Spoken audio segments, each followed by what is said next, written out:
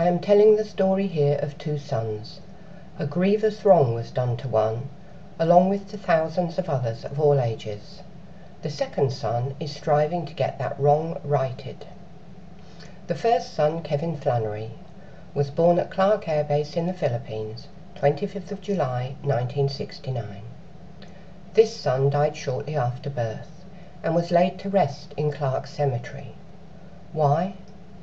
His mother could not bring herself to leave her 3 other young children, including his twin sister Catherine, to take Kevin's body home for burial. She felt at peace with this decision, in the firm belief that America would always look after its own, wherever in the world they may be. She was so very wrong. When the US Air Force left Clark in 1991, following the Mount Pinatubo eruption, America also effectively abandoned the cemetery. No arrangements were made for its upkeep and care. In 1994, members of VFW Post 2485, unable to bear the decayed and unkempt state of the cemetery, were given permission to do what they could to restore it to some sort of order and dignity. Raising the funds themselves from donations, and with volunteer helpers, they have done wonders. They cleared the site as well as they could, and they keep it in the best state that they can.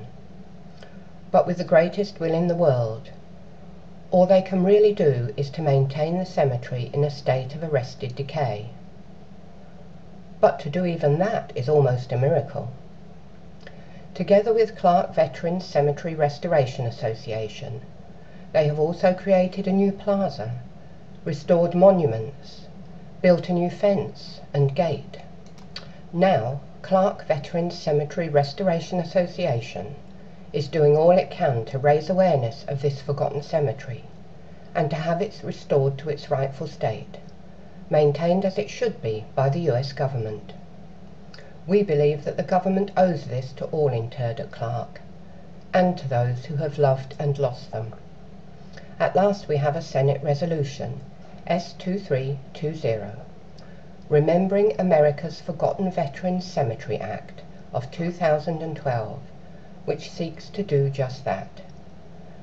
Then Kevin, along with the thousands of others interred at Clark, will be granted the dignity and respect that all who lie in Clark Cemetery deserve. The wrong will finally be righted. Now we come to the other son, Nathaniel Beeler, born 26th of July 2001, who lives in Avon, Indiana, in the USA. He may at first sight seem an unlikely hero, but his is a story of a boy who believes in justice and is acting on that belief. What was Nathaniel doing on his 11th birthday this year, 2012? Was he opening presents, having a party, blowing out the candles on his cake? Perhaps he and his friends went bowling, or to the movies. No. All during the week of 23rd of July, this patriotic young man from the Midwest walked the halls of Congress. He met with congressmen, senators, and their staff in an attempt to correct the grievous error that we know was committed by the US government in 1991.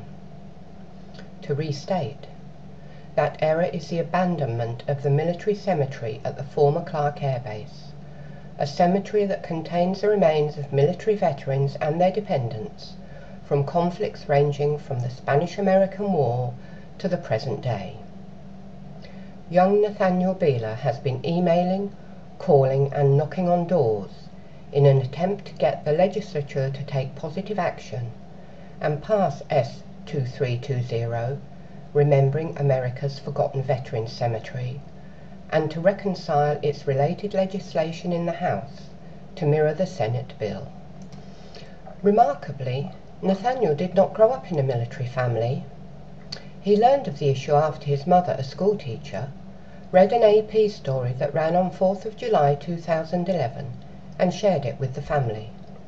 Nathaniel asked what he could do. He developed a PowerPoint story and went on to gain 1,000 signatures on a petition.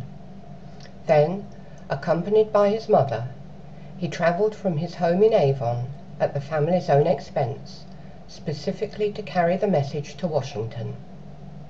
He did this for all the honourable dead who are interred at Clark, and for Kevin, a boy who did not have the chance to grow into what he might have become. What is even more impressive in this story is the level of Nathan's success. He met with Senators Ayotte, the sponsor of the Senate bill, Lugar, Coates, Murray, Burr and McCain, and the staff of an additional 15 senators and several congressmen, including Congressman Gunter, who sponsored the companion bill in the House. That bill, sadly, was effectively kicked into the long grass, being sent for review by committee. But now S2320 is due to be marked up at the end of August 2012 and hopefully voted on in September. We are calling on every US citizen who views this to please write to their own senators, urging them to pass S2320 as it is written, without amendment. We call on everyone who views it and hears this story to please also write to Senator Murray of Washington and Senator Burr of North Carolina. Senator Murray decides which bills are sent to the Senate floor for the vote. Senator Burr is ranking member of the Senate Veterans Affairs Committee. We need their support. Please share this story and help us to spread the word as widely as possible so that Clark is no longer America's forgotten cemetery.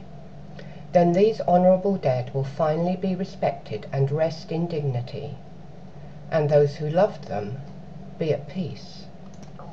The story of these two sons will then end as it should. One respected and honoured in death, the other continuing to grow into a respectful and honourable young man. Nathaniel's story goes on, and he hopes to one day become a marine aviator. Who better to continue the story of service to his nation, a service faithfully rendered by the veterans interred at Clark?